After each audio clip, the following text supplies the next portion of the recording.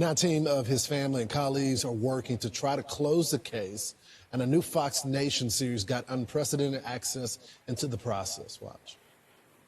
There's a high probability they'll be the ones that solve the crime. They want to finish Lou's work. I'm going out doing surveillance, grabbing DNA off folks. We sent it to our lab, and then they tested. DNA is you feel deaths.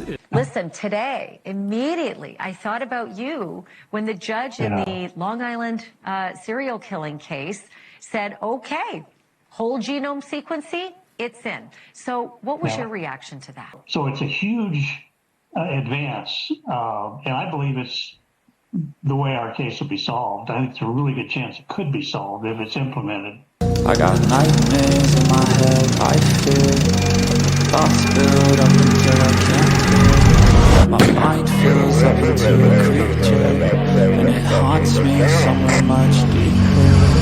I got nightmares in my head, I fear. Hello and welcome to True Crime Rocket Science, the most authentic voice in true crime. John says, we've got to use this technique. I firmly believe that it'll solve the case.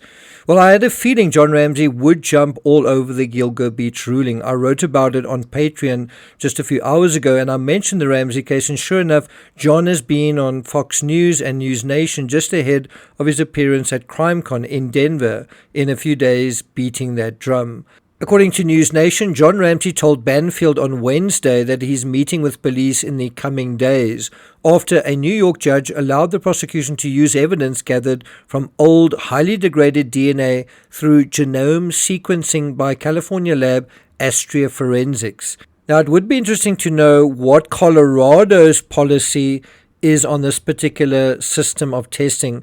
To be honest, I don't actually know where they stand on that particular aspect, but I do think it could even play a role in the Barry Morphew case, which has a similar situation of human remains that were exposed for a long period of time in the outdoors. Now, I do think that all of this suggests that John, in response to this evidence, you know, in terms of the reporting, that he called up the Boulder DA and he asked for a meeting. But John is going to be in Denver anyway for a long ago scheduled PR event at CrimeCon. And all of this seems to be coinciding with a series on Fox as well, dealing with the whole Lou Smith intruder theory stuff.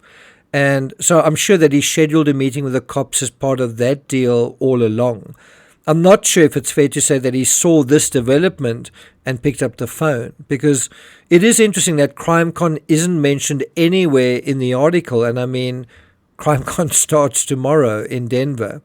Anyway, according to the article from News Nation, John said, as you just heard, it's a huge advance and I believe it's the way our case will be solved. There's a really good chance it could be solved if it's implemented, John said. I learned recently that yes, you can get this data from hair samples, and we have several hair samples from JonBenet's crime scene that weren't identified. Of course, there are hair samples and DNA that were identified, including beaver hair, and who was wearing something with beaver fur on it. And there was also hair that was long suspected to be a pubic hair, and this is in the white blanket that JonBenet was wrapped in, so something that's very intimately linked to the crime scene and to JonBenet. And this turned out not to be a pubic hair and also not to be a male hair. It turned out to be an auxiliary hair from a female. And as far as I know, this hair was later traced back to Patsy Ramsey. Now, we also know that there was plenty of fiber evidence found on the sticky side of the duct tape, and that those fibers seem to match the color and seem to correspond to the red and black blazer that Patsy wore on the night of the incident. You know, it was literally red and black fibers, which is quite an interesting color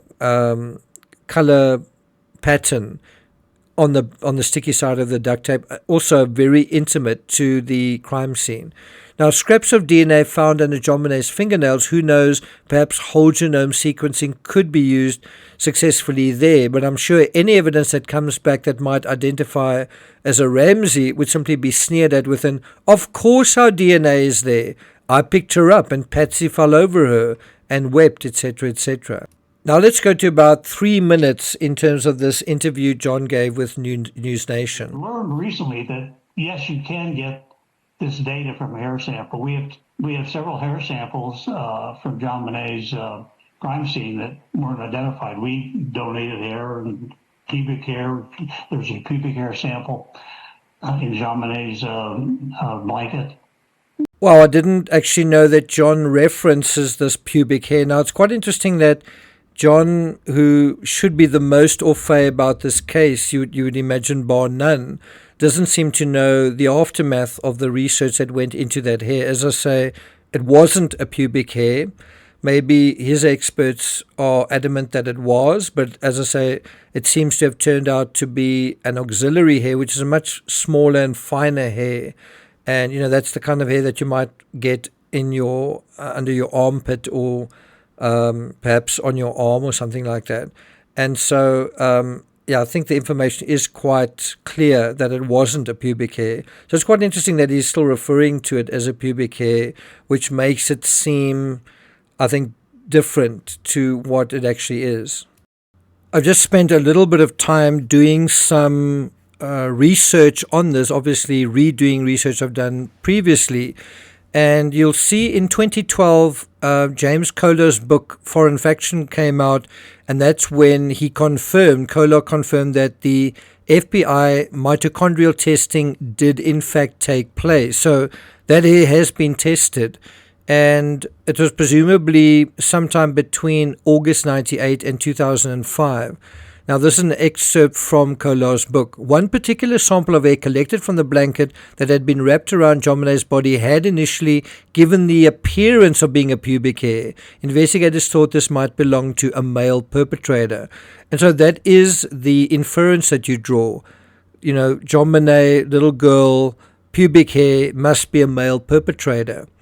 And so the FBI was later able, this is according to Kohler, able to identify this as an auxiliary hair, and in other words coming from the underarm, the back or chest, and they determined it did not come from the pubic region of the body at all. So there's no sexual element to that aspect whatsoever.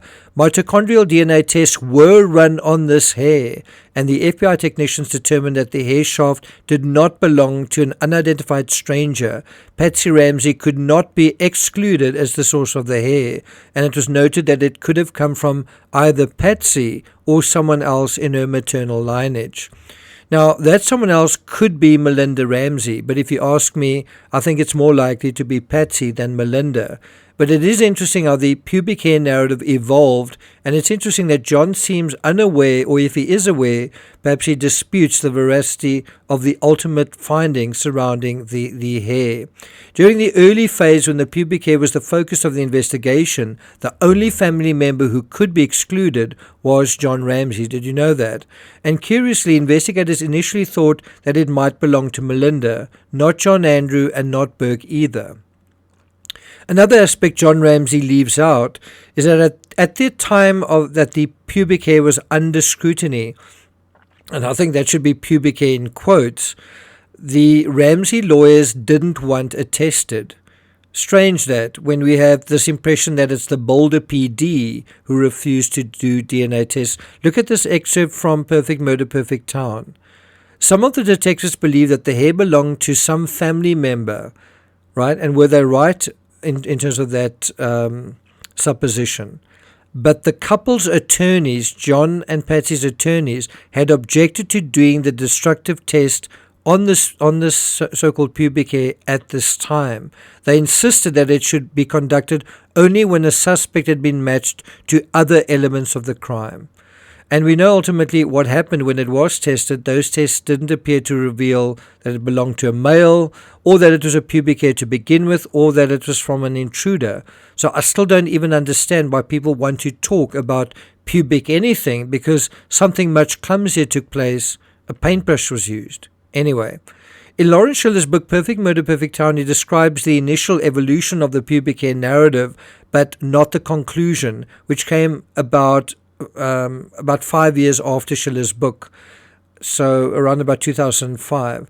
But the public only found out about those tests 7 years after that, so 7 years after 2005, which is 2012. And that was when Ramsey investigator Kolar basically threw in the towel on his efforts to get another grand jury trial set up. He basically met up with a roadblock when it came to the then district attorney, Mary Lacey. And so instead of going down that route, he simply published his reports in his book Foreign Faction.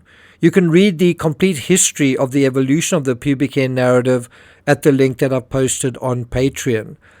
I'll put a link to that Patreon post in the description. In other fairly recent news, I think it came from August the 19th, so around about 2 weeks ago, an important detective investigated the Ramsey case and did a very effective interview with Patsy Ramsey, Tom Haney. Do you remember that name? Well, he sadly has recently passed away. A former Denver police detective who assisted in the JonBenet Ramsey murder case has died. Tom Haney Jr. was golfing with friends when he suddenly passed away on August 19th. He was 77 years old. Tom Haney, for me, is one of my favorite detectives associated with this case. He's one of a host of peripheral figures I've meant to deal with in more detail in the Ramsey case. So if you want me to take it further than that, let me know in the comments. Would you like to know more about him? Well, let me know. Thank you for listening. Look out for some interesting and unusual analysis I've done on this topic of adultery and how Americans think of that. Interestingly, adultery comes up in the Ramsey narrative as well. In any event, thank you very much for listening, and I'll see you guys next time.